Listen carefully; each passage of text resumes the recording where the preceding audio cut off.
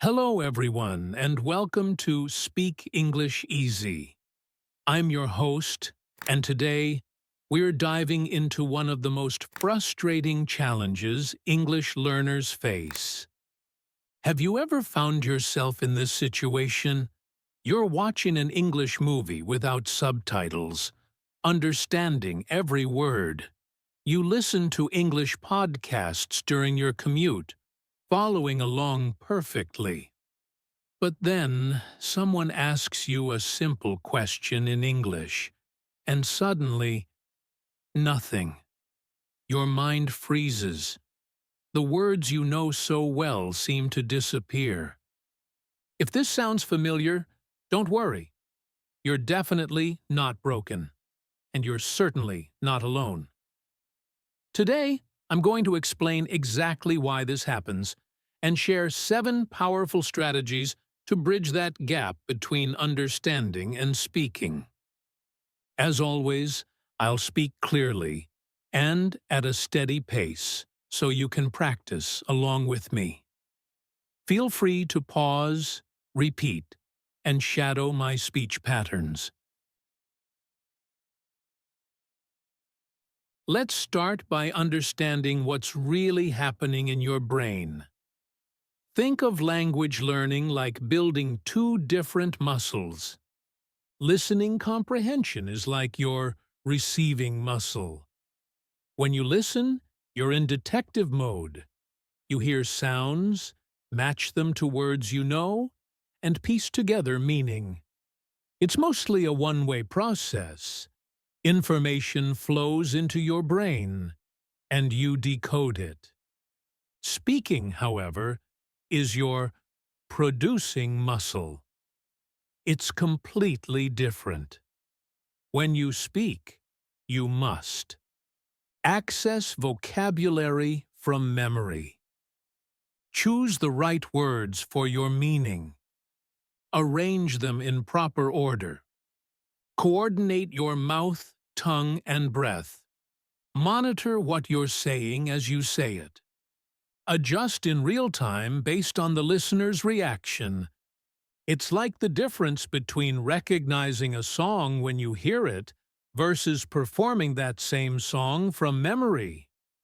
Both require musical knowledge, but performing demands a completely different set of skills. Here's what many learners don't realize. These 2 skills develop independently. You can have a very strong receiving muscle and a very weak producing muscle. This creates what I call the understanding trap.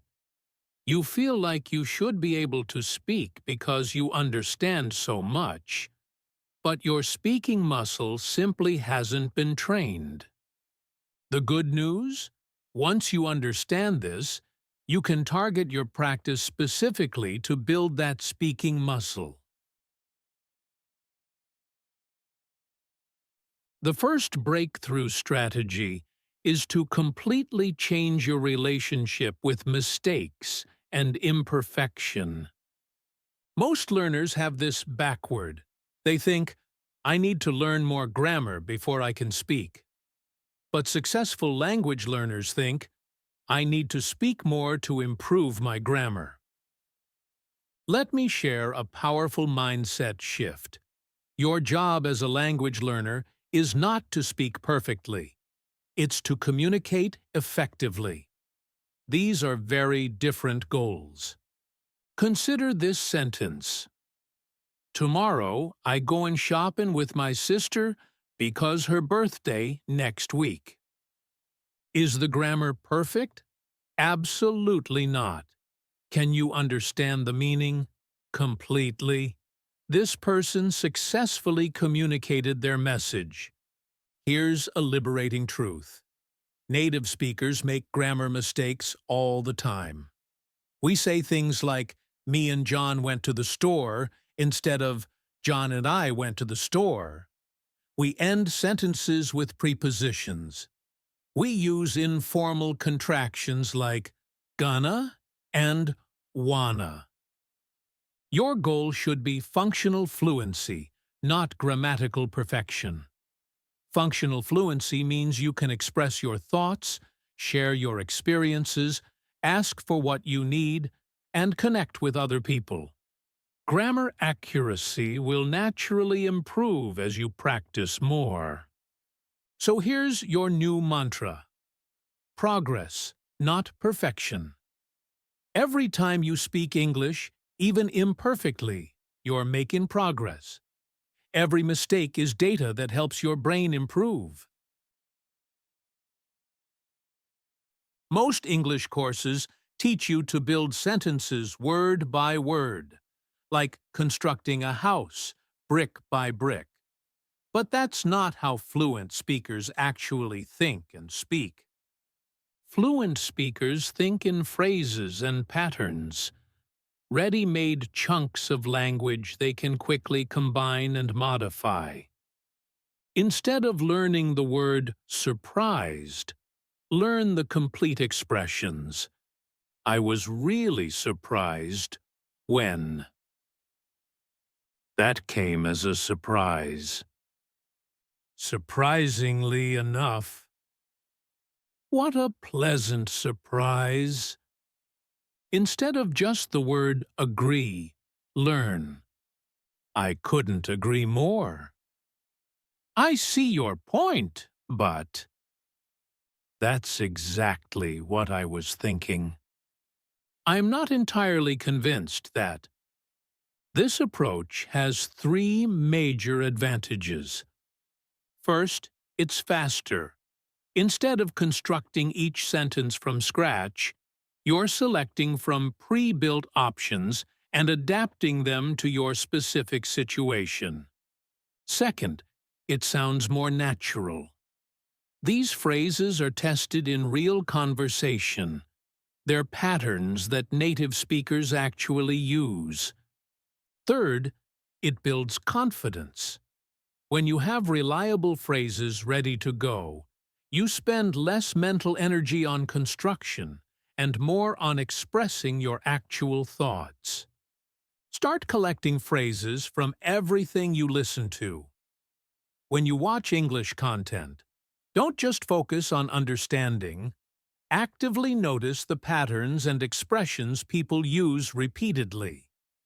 Keep a phrase journal, and most importantly, practice these phrases out loud until they become automatic. Now let's talk about one of the most effective but underused practice methods: talking to yourself. I know it might feel strange at first, but solo speaking practice is actually one of the fastest ways to build fluency. Here's why it's so powerful. No pressure or judgment.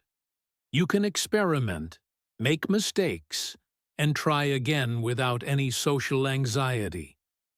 Complete control over the conversation. You choose the topic, the pace, and the complexity level.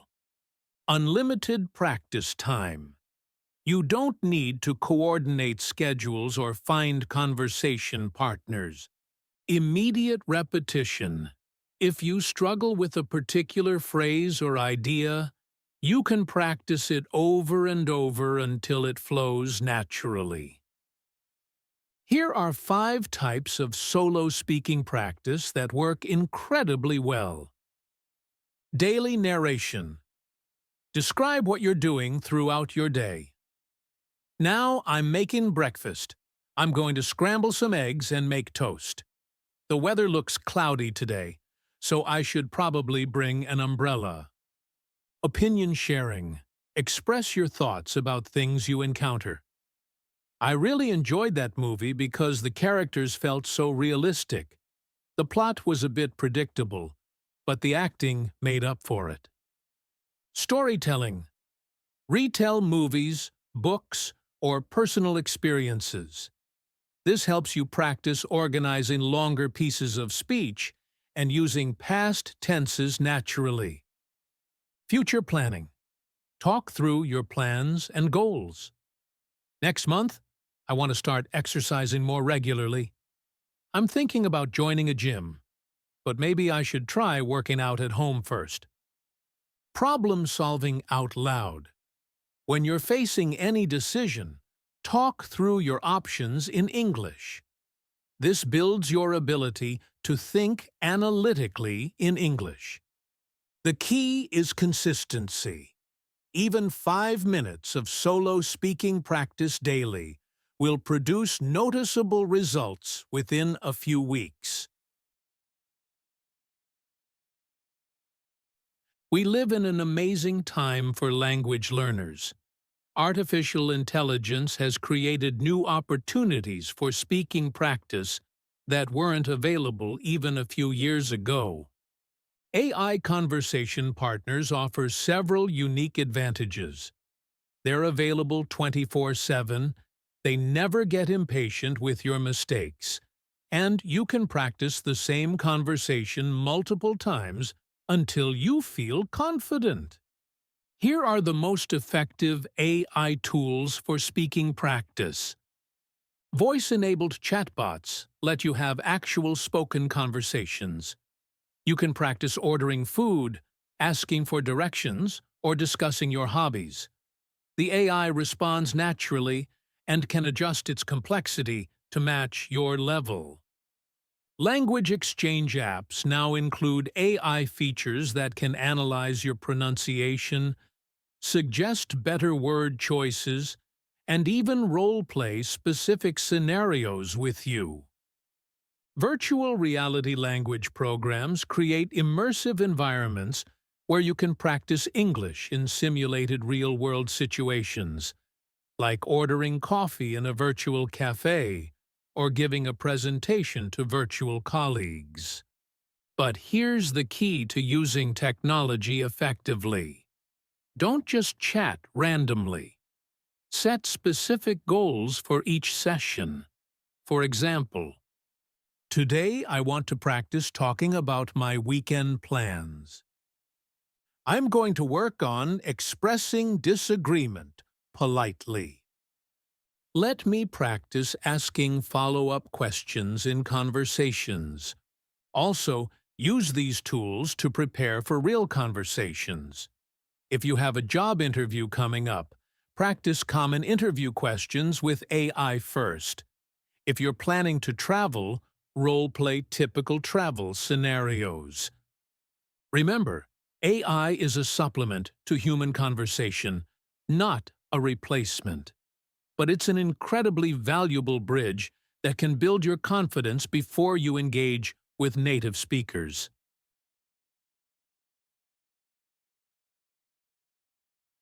This next strategy is based on a simple but powerful principle. Every time you repeat something, you can do it better. Here's how the repetition refinement method works. Step 1. Choose a topic you want to talk about. It could be describing your hometown, explaining your job, or sharing a memorable experience. Step 2. Speak about this topic for 5 minutes. Don't worry about perfection. Just get your ideas out. Record yourself if possible. Step 3. Take a short break. Then speak about the same topic again for 4 minutes. This time, you'll naturally organize your thoughts better and speak more smoothly. Step 4. One more time. Now, for just 3 minutes. You'll find yourself cutting out unnecessary words and speaking more fluently. Step 5. Finally, deliver a 2-minute version. This should be your most polished, confident version. What's happening during this process? Each repetition allows your brain to organize ideas more logically, access vocabulary more quickly, reduce hesitations and filler words, improve pronunciation and rhythm, build confidence with the material. This method works because it separates two different challenges. In the first version, you're figuring out what to say. In later versions, you're focusing on how to say it well. You can use this method for preparing presentations or speeches, getting ready for job interviews, practicing explanations of complex topics, developing your storytelling skills. The key is to actually do all the repetitions, not just think through them mentally. Physical practice creates muscle memory that mental practice alone cannot provide.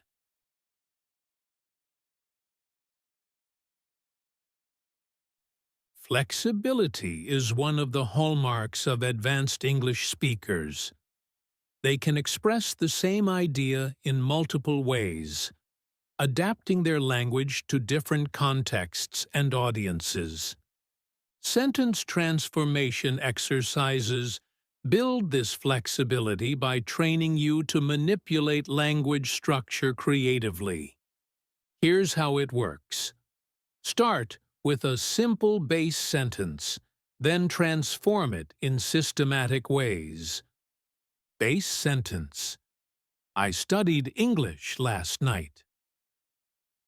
Time transformations: I'm studying English right now. I'll study English tomorrow.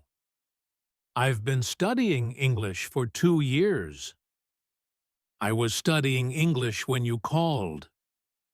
Mood and attitude transformations: I really enjoyed studying English last night. I had to study English last night. Obligation. I should have studied English last night. Regret. I couldn't study English last night. Inability. Question transformations: Did you study English last night? What did you study last night? When did you study English? Why did you study English last night? Complexity transformations: After finishing dinner, I spent 2 hours studying English. I studied English last night because I have a test today. The English I studied last night was more challenging than usual. This type of practice develops what linguists call syntactic flexibility, the ability to manipulate sentence structure quickly and accurately. It's like cross-training for your language skills. Practice this with sentences from your daily life. Take something you said today and see how many different ways you can express the same basic idea. The final strategy addresses one of the biggest speaking challenges: what to do when you get stuck mid-sentence. Even advanced speakers sometimes forget words or lose their train of thought. The difference is that fluent speakers have developed bridge techniques, ways to keep the conversation flowing while they find the words they need. Here are the most effective bridge phrases. For when you forget a word. What's the word I'm looking for? Oh, yes. You know what I mean. That thing that... How do you say, It's like a... For when you need thinking time. That's a really good question. Let me think. Well, there are several ways to look at that. The thing is... Actually, now that you mention it, for when you want to change direction, but more importantly, what I really mean is... Let me put it another way. The main point is, for when you make a mistake. Sorry, what I meant to say was... Let me rephrase that. Actually, that's not quite right. The key to using bridge techniques effectively is practice.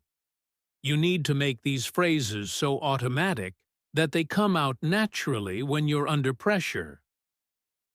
Practice bridge techniques during your solo speaking sessions.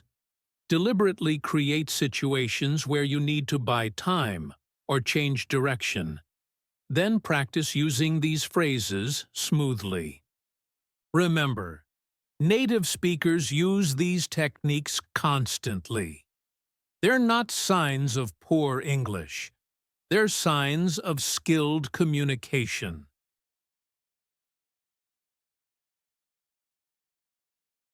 Let's wrap up with the key insights from today's episode. The gap between understanding and speaking English isn't a character flaw or a learning disability. It's a natural result of developing different language skills at different rates. Speaking requires its own specific type of practice. Here's your action plan. This week, start with 10 minutes of solo speaking practice daily. Choose one AI conversation tool to experiment with. This month, begin collecting and practicing phrase patterns. Try the repetition refinement method with 3 different topics. Ongoing. Practice sentence transformations and bridge techniques until they become automatic. Remember, speaking improvement follows a curve, not a straight line. You might feel like you're making no progress for weeks, then suddenly have breakthrough moments where everything clicks. The most important thing is consistency. Small amounts of daily practice will beat intensive practice sessions once in a while. Your English understanding skills prove that you have the foundation you need. Now it's time to build the speaking skills on top of that foundation.